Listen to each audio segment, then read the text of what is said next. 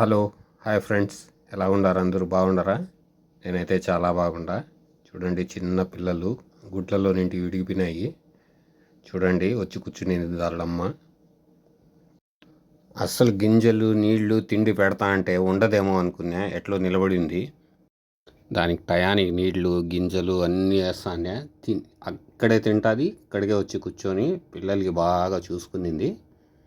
చూడండి, రెక్కలు భలే వచ్చేసినాయి. ఫుల్గా తొందరలోనే ఎగిరిపోతాయి. 2 వారాలు 3 వారాలు అయింది ఇప్పటికే. 2-3 వారాలు. చూడండి, 3వ వారం ఇది. 3 వారాలు అయినా ఇంకా ఇక్కడే ఉన్నాయి. ఆలోచిస్తూ ఉన్నాయి. ఎగిరిపోతాయి, ఉండవు.